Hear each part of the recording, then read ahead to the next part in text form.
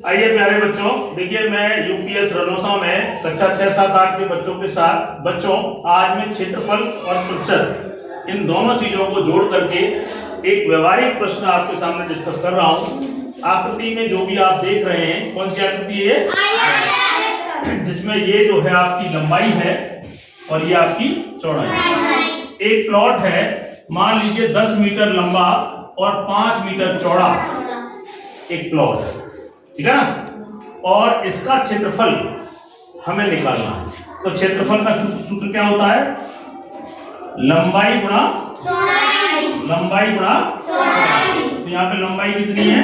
10 और ये चौड़ाई कितनी है? यानी कि 50 वर्ग मीटर। यानी कि इस आयताकार प्लॉट का क्षेत्रफल 50 वर्ग मीटर निकल कर आया।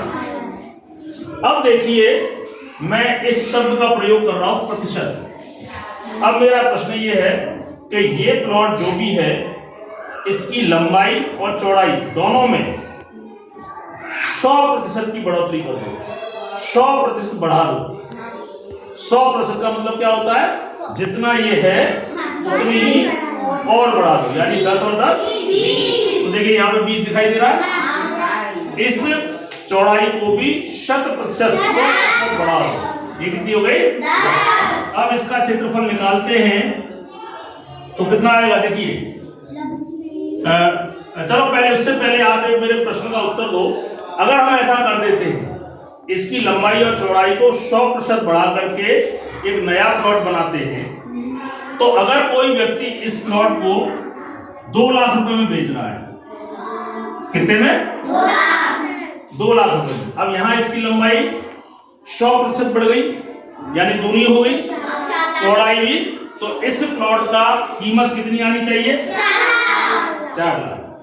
देखिए, सामान्यतः आप और सभी जो गणित को सही तरीके से नहीं समझते हैं, वो यही कहेंगे कि 2 लाख है तो ये कितना आएगा?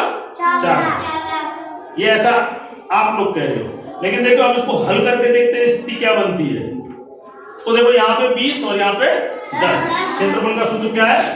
लंबाई गुणा चौड़ाई। तो यहाँ लंबाई क्या है? इसको हम 20 मीटर कर देते हैं, वैसे क्योंकि प्लॉट है नहीं। तो लंबाई कितनी है? 20। चौड़ाई कितनी है? 10। कितना हो गया? 120 नहीं, गुणा 200 वर्ग मीटर। 200 वर्ग मीटर। अब आप देखिए, यहां से इनमें तुलना करो, क्षेत्रफल कितना बढ़ गया? इधर 50 और इधर 200। क्या गुना बढ़ गया? मतलब क्या गुना हो गया? 3 गुना बढ़ गया। वो कितने गुना गया? 4 गुना। 50 का 200, 50 50 50 4 बार हो गया ना। यानी कि इससे इसका क्षेत्रफल 4 गुना हो गया या 3 गुना बढ़ गया। 50 तो था ना, 150 और बढ़ गया। दो शब्द हैं, दो वाक्य हैं।